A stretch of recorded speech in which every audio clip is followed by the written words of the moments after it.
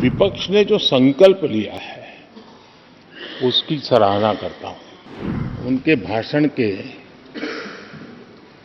एक एक बात से मेरा और देश का विश्वास पक्का हो गया है कि इन्होंने लंबे अरसे तक वहां रहने का संकल्प ले लिया।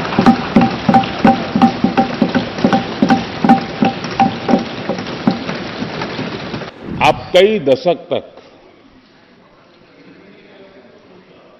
जैसे यहां बैठे थे वैसे ही कई दशक तक वहां बैठने का आपका संकल्प और जनता जनार्दन तो ईश्वर का रूप होती है और अगले चुनाव में दर्शक दिशा में दिखेंगे। क्या हो गया है दादा?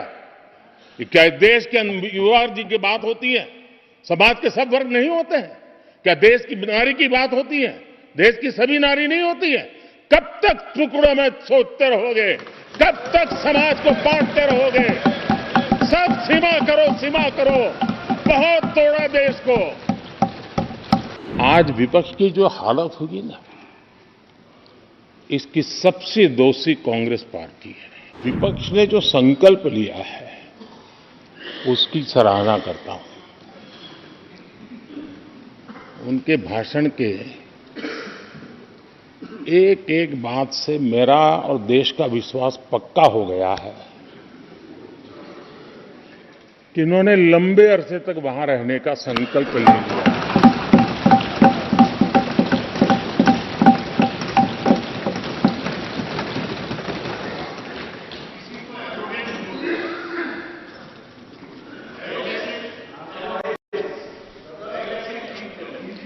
आप कई दशक तक जैसे यहां बैठे थे वैसे ही कई दशक तक वहां बैठने का आपका संकल्प और जनता जनार्दन तो ईश्वर का रूप होती है और आप लोग जिस प्रकार से इन दिनों मेहनत कर रहे हैं, मैं पक्का मानता हूं कि ईश्वर रूपी जनता जनार्दन आपको जरूर आशीर्वाद देगी और आप जिस ऊंचाई पे हैं उससे भी अधिक ऊंचाई पर जरूर पहुंचेंगे और अगले चुनाव में दर्शक दिशा में दिखेंगे।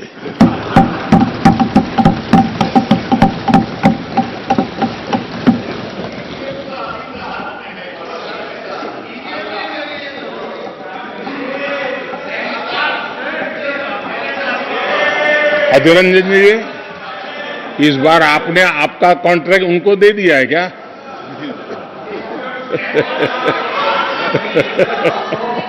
ये हमारे गीता में बोलते हैं कि अहम करम बलम दर्पम।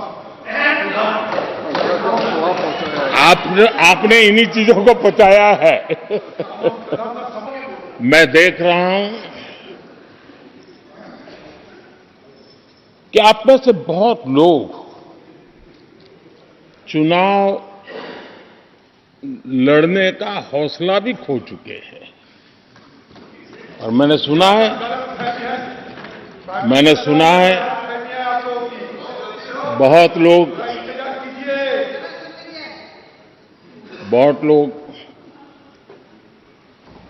पिछली बार भी सीट बदली, इस बार भी कुछ सीट बदलने के फिराक में हैं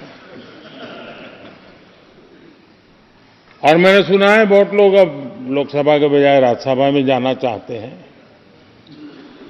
तो स्थितियों का आकलन करके वो अपना अपना रास्ता ढूंढ रहे हैं। आदरणीय अध्यक्ष जी, राष्ट्रपति जी का भाषण एक प्रकार से तथ्यों के आधार पर, हकीकतों के आधार पर एक बहुत बड़ा दस्तावेज है जो देश के सामने राष्ट्रपति जी ने प्रस्तुत किया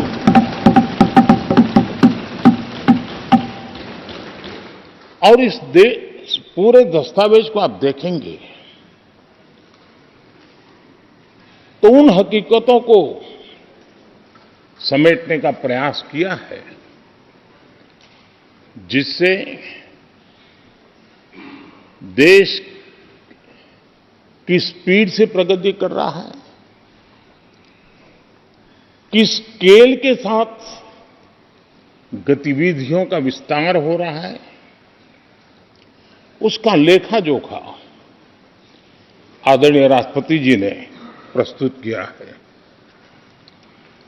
आदरणीय राष्ट्रपति जी ने भारत के उज्जवल भविष्य को ध्यान में रखते हुए 4 मजबूत स्तंभों पर हम सबका ध्यान केंद्रित किया है और उनका सही आकलन है कि देश के 4 स्तंभ जितने ज्यादा मजबूत होंगे, जितने ज्यादा विकसित होंगे, जितने ज्यादा समृद्ध होंगे, हमारा देश उतना ही समृद्ध होगा, उतना ही तेजी से समृद्ध होगा। और उन्होंने इन 4 स्तंभों का उल्लेख करते हुए देश की नारी शक्ति, देश की युवा शक्ति, देश के हमारे गरीब भाई बहन और देश के हमारे किसान, हमारे मछुआरे, हमारे पशुपालक, उनकी चर्चा की है। इनके सशक्तिकरण के माध्यम से राष्ट्र के विकसित भारत के लक्ष्य को प्राप्त करने की जो राह है, उसका स्पष्ट दिशा निर्देश आदरणीय राष्ट्रपति जी ने कहा है। अच्छा होता, हो सकता है आपके यहां फिशरमैन माइनॉरिटी के न हो सकता है आपके यहां पशुपालक माइनॉरिटी के न हो सकता है किसान आपके यहां माइनॉरिटी के न हो सकता है महिलाएं आपके यहां माइनॉरिटी में न हो सकता है कि आपके यहां युवा में माइनॉरिटी। क्या हो गया है दादा? क्या देश के युवा जी की बात होती है? समाज के सब वर्ग नहीं होते हैं? क्या देश की नारी की बात होती है? देश की सभी नारी नहीं होती है? कब तक टुकड़ों में सोचते रहोगे? कब तक समाज को बांटते रहोगे? सब सीमा करो, सीमा करो। बहुत तोड़ा देश को।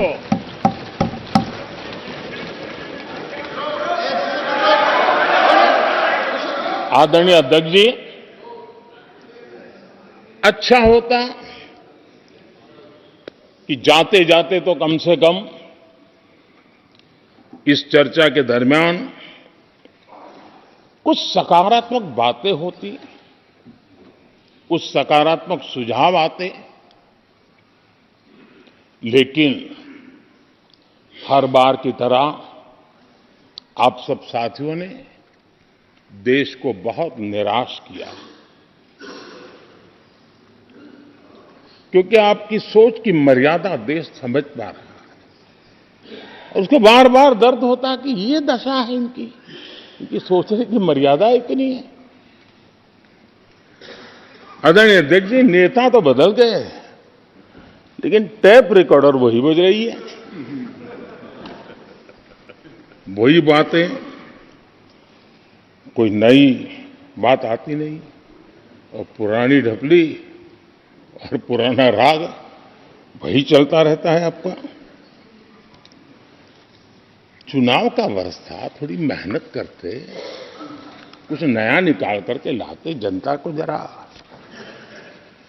संदेश दे पाते, उसमें भी फेल गए आप। चलिए, ये भी मैं सिखाता हूं। आदरणीय अध्यक्ष जी, आज विपक्ष की जो हालत होगी ना, इसकी सबसे दोषी कांग्रेस